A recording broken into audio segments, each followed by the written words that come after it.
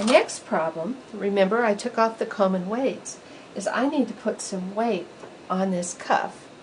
Now, there are a lot of ways you can do that. One of my favorite ways is to use the side weight hangers that came with the ribber. This is what those side weight hangers look like. A lot of people call them 7 weights because look, it's shaped like a 7. And this loop at the bottom is to hold a weight. Let me show you how these are going to go on. Hanging down between the needle beds in this position is the new cuff I'm knitting, the front and the back of the cuff. And I need to get some weight right here to pull down firmly. I take the 7 weight, the top part of it, and I just weave it in and out.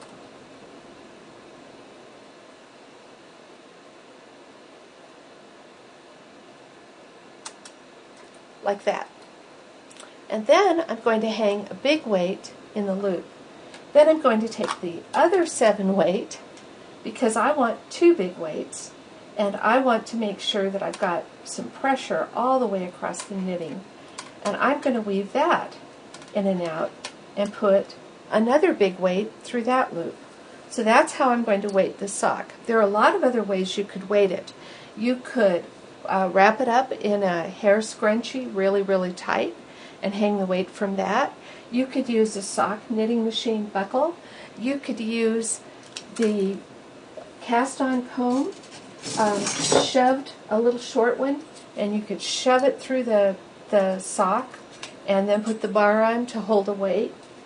But whatever you do, remember that you need quite a bit more weight to do circular knitting than you need to do ordinary knitting. So let me get those weights on. Now it happens that my carriages are over on my right, but the yarn is on the left, so I need to free pass the carriages. That is, I need to pass them across the knitting empty and disturb nothing.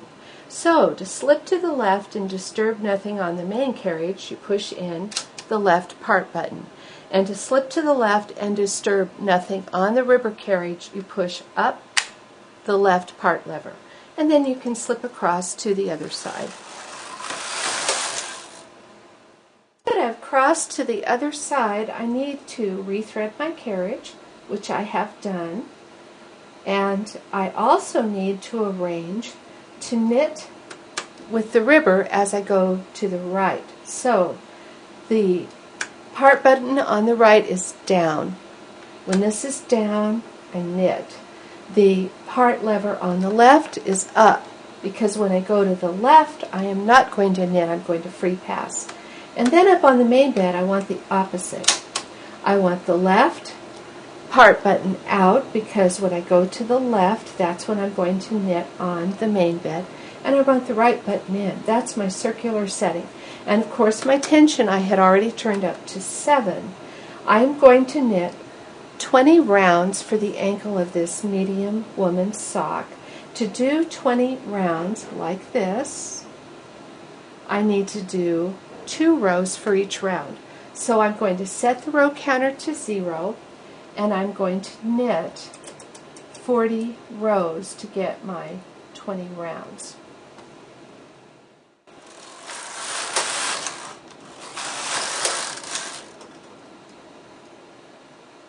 As I knit this tube, I keep an eye on it to make sure that all of the main bed stitches knit through each time.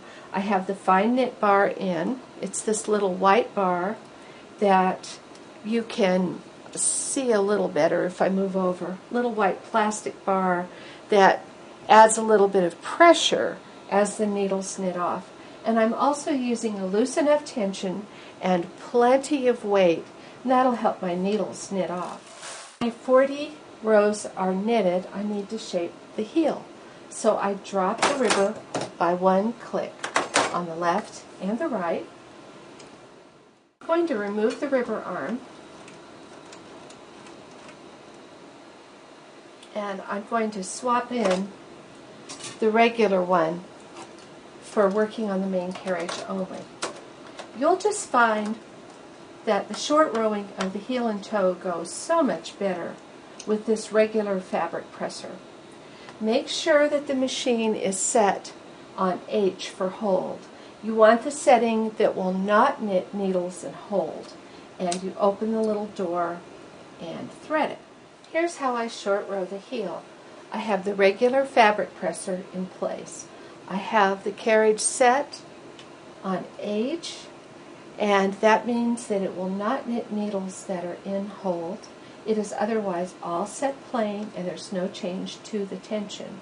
I bring the needle on the left side because the carriage is on the left, so I do it on the side closest to the carriage, all the way out to hold, and I knit from left to right,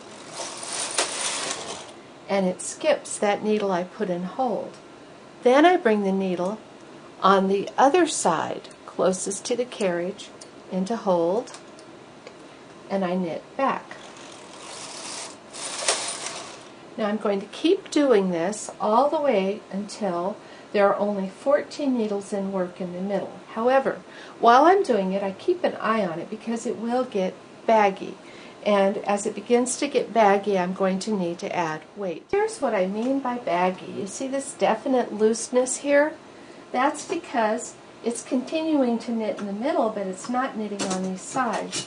So the solution to that is to use one of these weight hangers that has the little teeth on it. And I will come in from underneath, from the back, and I'll poke those teeth through kind of close to the middle. You can see them pulling down. And then I'm going to hang one of the big weights on it.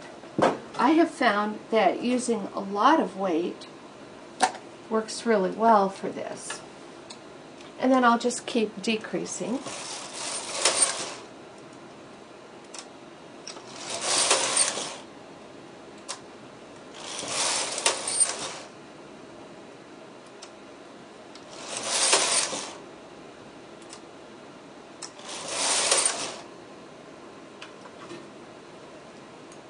Once I'm down to 14, I start increasing, which is really easy. On the carriage side, which in this case happens to be the right, I wrap under the first needle. Let me hold that so you can see it. It's under this first needle, and then it's over the others. And then I bring this first needle back halfway and knit across. And that increases. On the left side, I do the same thing. Under the first needle, and push the needle into work. Oops, I went under 2. I only want to go under 1.